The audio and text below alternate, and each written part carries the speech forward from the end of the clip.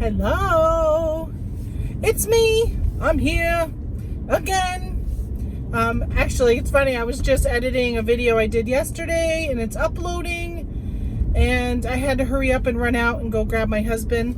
And then we're picking up some barbecue from a friend of ours. He owns a business called Cherry Blossom Barbecue, and we like to support him. We try at least once a week to order from him. Tonight he's having baby back ribs, smoked mac and cheese, and coleslaw. Does that sound good? And I texted him last night because with his new procedures with COVID is he has a food truck. And so he tells everybody to pre-order. And then when you get there, you know, everybody's really good at keeping their 6 feet, one at a time, go up and pick up their order and so forth. So I texted him our order last night and he's like, thank you so much for ordering. And I'm like, no, thank you so much for cooking my supper for me. And I don't have to do it. We're actually going to eat there twice this week because tomorrow's Thursday and my daughter's coming to visit. I'm probably not going to post this until like after, because I have another one coming up today, but she's coming on the 9th to visit, and her birthday is the 10th on Friday. So we are gonna get barbecue again for her birthday because she wants barbecue. And he does it in these two areas close to us on Wednesdays and Fridays. The other day he's like an hour away from us. So I thought I'd talk to you guys while I go and pick up my husband, who's getting his Jeep fixed because he has some leaky seal or something. I don't know. He said, you got to come pick me up because there's something bigger wrong with it. They had to order a part and won't be here till tomorrow. So just, if you're thinking about getting a Jeep Wrangler, think again. It is a money pit. It's almost like owning a boat. So we used to own a boat. And every year we were shocked by the time you register it, pay for the gas, pay for the winter storage, because, you know, we live up here in the Northeast. At the time we lived in Vermont. And so we would get that, you know, white shrink wrap thing around it. And it was expensive. Not to count, like, we didn't moor it or anything like dock moor, whatever. We didn't do any of that. So we would have to hook it up to the truck.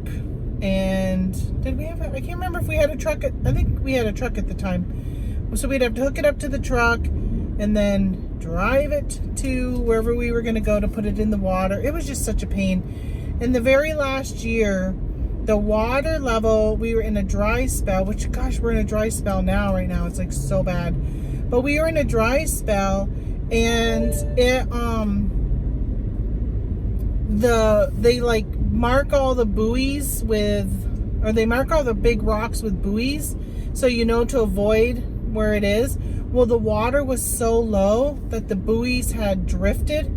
So when you use the circumference that you normally would use for boating and avoiding stuff, we kept that in mind, but didn't realize that they hadn't readjusted the buoys, and we hit a big rock, ruined our motor, did some other damage, and we just were like, forget it, time to get rid of it. It was a money pit. Really, it was bad. We just felt like we were constantly spending money on it. And when you think about when you work a full-time job, which we both were doing at the time, I'm sorry that he's making noises, but when you work a full-time job, you only get like nights and weekends to use it. And then on the weekends, you had to make sure you didn't have something else going on, or you had to make sure that the weather was good enough for boating, right? I mean, it could be a beautiful day, but if it was windy, you wouldn't go out.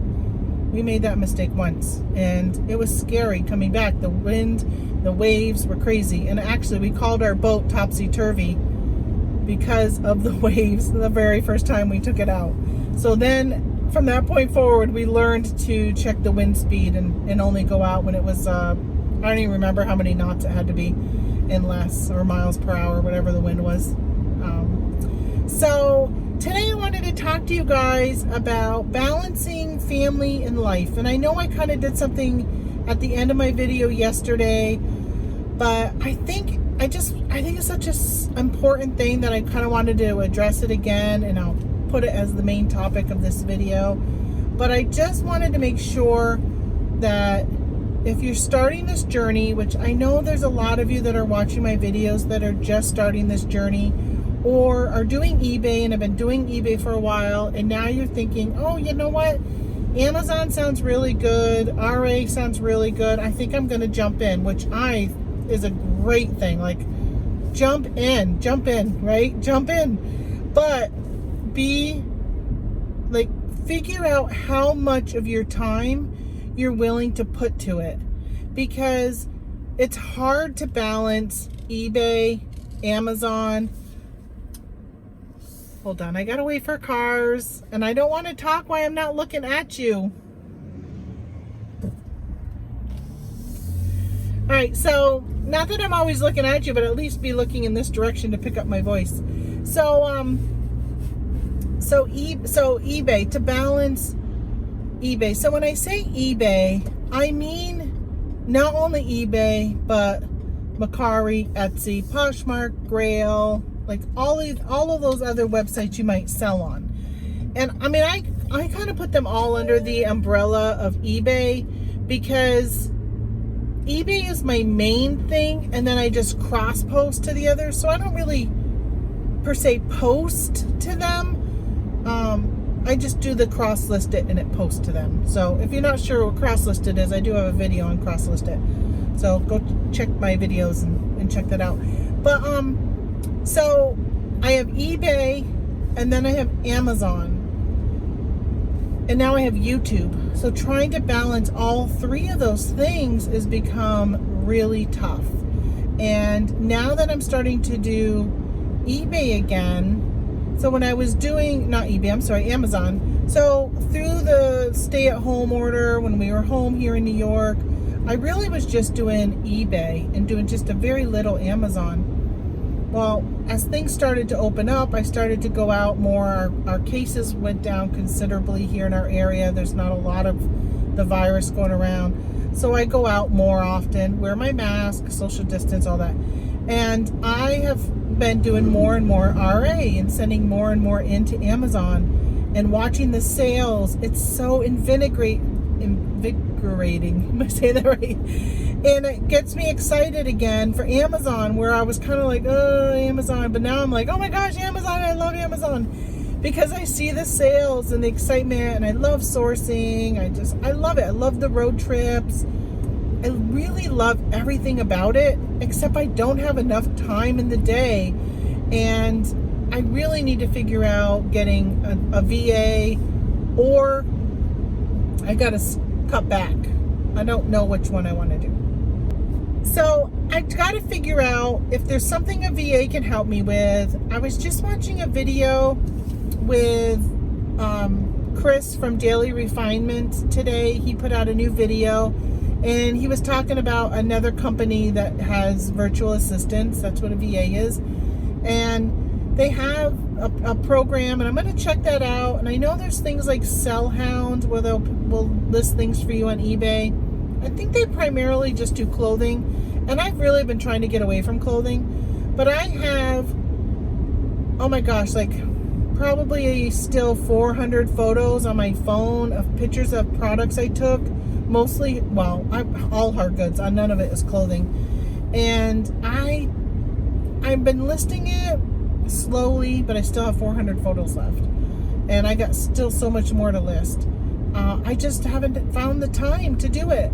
So if I could just pass that on to somebody else and have them list for me, I would absolutely love it. Love it. So I seriously need to look at that, because I do love eBay. I love selling on there. I love being able to list things that I can't sell on Amazon, or just aren't enough profit, or just some things just do better on eBay than they do on Amazon. Of course, used items and stuff. And I love thrifting and all that. So I just want to keep eBay going, but I'm finding a hard time balancing it all. And then you got to fit in a family. So I'm very thankful that I have a very supportive husband. And I have a husband who's busy doing his own thing too, so he doesn't bug me all the time to be with me constantly. And I also don't have children living at home anymore. My children are grown-ups now. My daughter, who's coming to visit, is going to be 28 years old. I have a child 28 years old. That is insane to think about. And then I have a son who will be 26 this year. Actually, he's got to get his own health insurance this year. So my kids are off. They don't even live in New York. They live in Vermont and stuff. So it's just really my husband and I. And so I'm really fortunate that I don't have to try and balance my family, like as in my children and raising children and doing their stuff and sports. And oh my gosh, I can't even imagine what it would be like. But if I did, with or without my kids, I just think it's so important that you balance things. You've got to balance, and you've got to realize that money is great, but how much time... Now, I love you all watching my YouTube, and I hope things like this you can just put on while you're working. You can put on while you're taking a shower. Do you know I listen to YouTube when I'm in the shower? Like, I have YouTube on when I'm showering, when I'm getting ready in the morning, brushing my teeth, all that. I'm listening to YouTube because that's kind of all time that, you know, I usually would have listened to music, but since I started doing this for the last like 4 years, getting serious, I find it educational, so I like to listen to the educational stuff. So I listen to that. When I'm in the car, I used to listen to YouTube. Now I'm making YouTube, but I used to listen to YouTube or podcasts or something, because things like this video, there's nothing to look at. You can just, well, except my beautiful face, but no, seriously, there's nothing to actually look at on my videos when I'm doing these chit chats. You can just listen to them. Download it if you have YouTube Red or whatever it's called, and just listen and not have to watch. So that is good for, you know, for being able to do YouTube. But if you're finding yourself on live YouTube shows and all you're doing is sitting in there and you're commenting and you're chatting, and which is great if you're doing it for, you know, half hour, an hour. But if you're finding you're jumping from one live show to another live show to another live show to an auction, and you're hanging out, and before you know it, like 8 hours is gone and you've gotten nothing done today, then that's not good. So take a look at your time, block stuff out, find ways that you can save time and save tasks and that kind of stuff. Look into the programs like cross-list it and list perfectly. If you're manually cross-listing, they could be time savers. Look into a virtual assistant. Maybe you hire the VA to do your cross-listing for you. Maybe you have a Poshmark closet and you hire somebody to go in and do all the shares of your closet and stuff like that. You know, like hire a prep company for Amazon, somebody else who can prep your products that you're doing through OA and will ship them in for you. Or if you're lucky enough to have somebody in your neighborhood, especially this summer, maybe there's somebody looking in the neighborhood for some extra income, you know, hire a 16, 17-year-old. Do it as a 1099, not as an employee, so you're not paying taxes and having all that implications. But you can hire them just as a 1099 and, you know, look into that with the legal and accounting and all that, you know, type of thing is. But you can hire them and pay them and then have them do photography or listing, or if it's Amazon, they could be prepping your stuff. They could be putting it into poly bags or taking the price tags off and stuff like that. Like, there's things that they can do that you can have them help with. So finding a balance between all of that, all of the work you got to do, all of the platforms, if you're looking at multiple platforms, and even if you're just doing eBay, right? I mean, when you're at the dinner table and your phone buzzes, you don't have to look right away to see what you sold. Like, it is okay if you wait 15 minutes to see that you sold that Vera Bradley purse. That's okay. Wait 15 minutes, go and take a look, put your phone on vibrate, turn it off, do whatever. So you have that time at the table with your family. So you're not distracted by anything else. Give them that time. Give your kids that time. I mean, that's so important. Think about the kids and how much time they've been able to have home. When school starts back up, which on the radio or on the news, I was hearing they were talking about school starting back up this fall. So if that does happen, not obviously school's going to start up, but I mean, like, if they go back to school so they're not at home as often, if that happens and things kind of go back to the way they were beforehand, where kids weren't around as often, then when they are home, it's going to be even more important that you spend that quality time with them and don't just have your head in the phone or at your computer or anything like that. Like, spend time with them. And then but then what are you doing for yourself? So me as a mom, of course, again, my kids aren't home, but I imagine if my kids were home back when they were home and I was working a full-time job, or when I was a stay-at-home mom for part of my kid's life, it was important to me that I had me time. So besides doing what I was doing at that time for part-time work, I also volunteered for the PTA on the state level and at the school level. I did Girl Scouts. I ran a Girl Scout troop. I was the troop mom, or whatever they call them, troop leader. And I did that. And then at one time I even did a 4-H.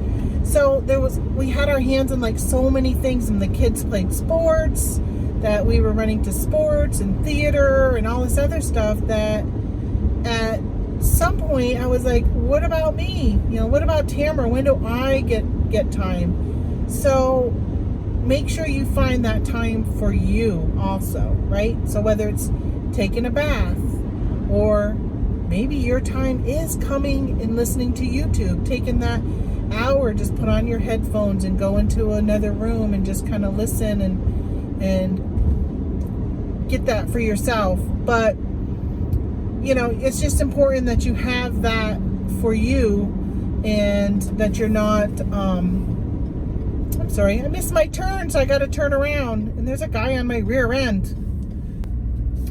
Alright, I missed my turn, so I had to turn around. It's a new area. We've only lived here for 2 years, so I'm still trying to figure out where all the roads are and all that kind of stuff. So I was saying, so find time for yourself, whether it's reading a book, doing a puzzle, I don't know, whatever people like to do. I don't even know what you like to do, craft projects, make jewelry, that kind of stuff. Like, I used to do scrapbooking, and I would Stampin' Up and do cards, and I actually belonged to a Stampin' Up group, and we met once a week, and we would get together and make cards. And then I also had a group of high school friends that we made sure we got together on a regular basis. I don't live near them anymore, unfortunately, but when I did a few years ago, we would try and get together once a month, say, okay, the first Wednesday of every month, we're going to get together for dinner, have some drinks and have some dinner, and just kind of catch up and relax. And I think that's important to do. So I think that's really important as you're doing this type of business, to make sure that you find time for, obviously your business, because you need to make money, but your family and then yourself.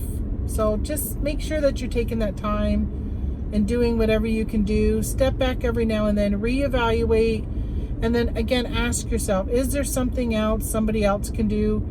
And sometimes what might help is if you're like mowing your lawn, right?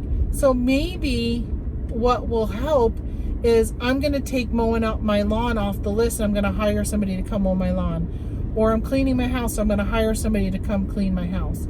Just those types of things, when you can say, okay, I'm going to pay somebody $40 to mow my lawn, and now I don't have to mow it once a week. Somebody else is going to come do it. That hour, you can be using sourcing and be making $100 an hour sourcing. So it's just kind of balancing that and figuring out what kind of stuff can you cut out and have somebody else do for you versus you doing and making the money that way. So, all right, well, I'm going to let you go because I'm here to get my husband. And I just wanted to thank you again for watching, and feel free to leave some comments and whatever you want to do. I appreciate it all anyhow. I just love that you're even here watching. So thank you so much, and I'll talk to you guys next time. Bye.